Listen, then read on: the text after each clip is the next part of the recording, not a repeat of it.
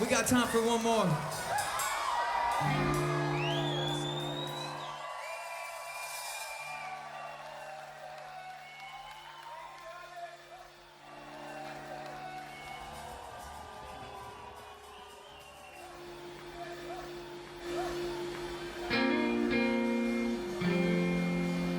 I wanted to be an artist as far back as I can remember.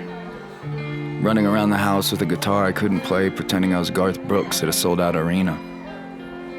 My relationship with my art and my heart has gone up and down. It's taken me to the tops of the mountains on the other side of the world and to the bottoms of bottles when I was a kid. Once Satsang was up and running, it took on a life and work of its own. The music had always been authentic, but I found myself loving these old songs because of how much the fans loved them. These stories were old to me. They were timestamps, and I wasn't the kid who wrote those songs. I'd become a man. For the last few years, I felt like I had to make music for certain people. Like the music had attached itself to these people so deeply that it had laid out a lane for me, and I had to stay in it. I started to feel really trapped. After being forced to stay off the road and forced to stay separated from these songs because of COVID, I had to look at myself in the mirror again. Sans music.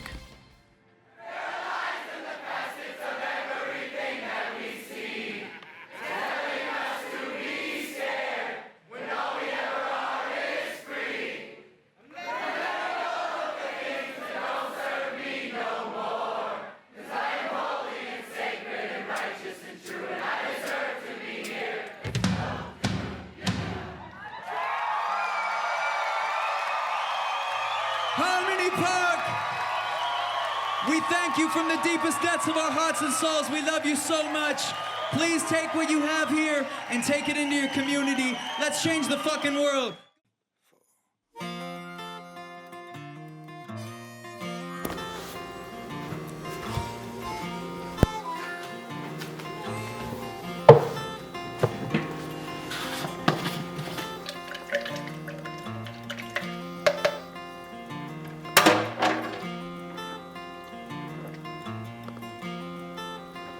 I love everything about being home. I love seeing my kids every day.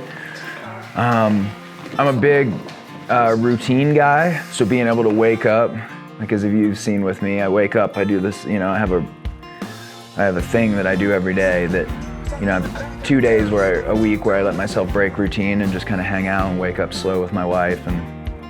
But the rest of the days, man, it's up at the same time and it's go, go, go. And I love that routine, I'm just, productive, but the ability to train at my home gym with all my guys, see my kids every day, cook for myself every meal. The routine. Drew is, he's a little obsessive.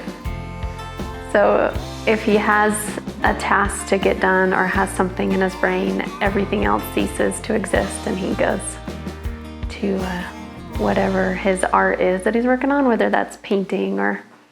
He's really good now as he has matured in family and art to the balance between the two. He'll wake up at 5:30 in the morning to work on his art and then start his day, with the family.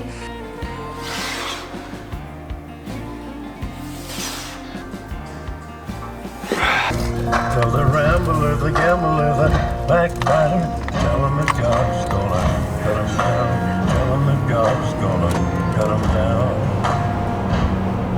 You can run on for a long time, run on for a long time, run on.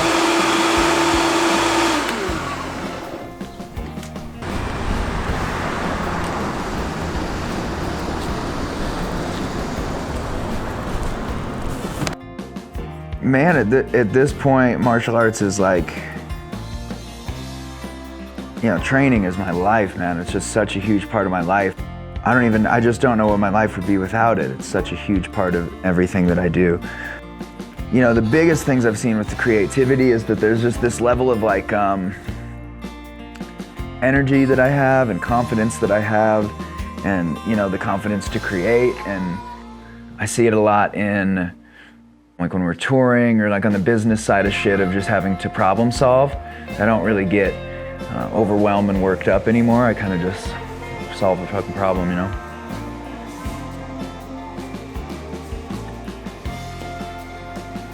Jiu-jitsu is not about winning and losing. It's like an internal struggle with yourself, you know, more than anything.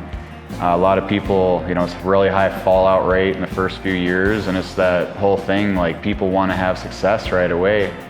They don't want to earn anything, you know, and I really think like you have to go through failure, and jiu-jitsu is just the best art to teach you that. And honestly, a lot of what we do in the world is projecting anyways, the things that we don't like about ourselves. It's everyone else's fault, you know, in jiu-jitsu, it's only you. And when you learn how to evaluate yourself and really know who you are and where you stand and like be happy about it and know you can go up or down based on your actions and your choices day to day, I think that's my favorite thing about jiu-jitsu is just what it can give you to go, even if it's not what you're doing in your whole world, it'll give you the confidence to go be the best at that, make donuts or sing.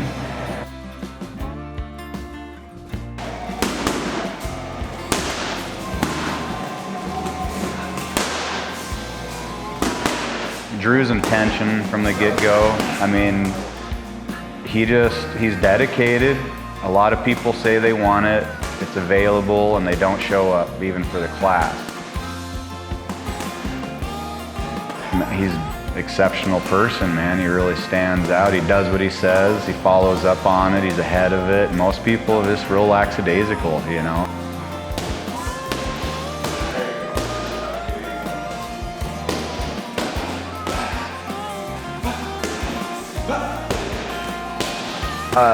You know, everyone kind of marks the beginning of our growth. We did a summer where we were touring back and forth all summer and playing festivals in between, man, and I was gone. I was away from Summer and she was pregnant and my other kids, and it was just the craziest year ever. You know, it started in, I think, March of that year, and then at the end of that summer, my agent let me go and my drummer quit, like within a week of each other. And I was just super depressed, man. I had kind of lost my identity. I'd been on the road so long that I'd kind of forgotten who I was outside of playing music. And, you know, really, man, I really do. I say that the Grindhouse kind of saved my life because I was really not openly, I talked to Carl about it, but I was thinking about quitting, you know. I was pretty sure I wanted a normal life. And then I started training and, you know, between Will and then just getting that reconnection time with my wife, and then us having the baby, it just filled me back up, and I was like ready to go, you know, attack the world again.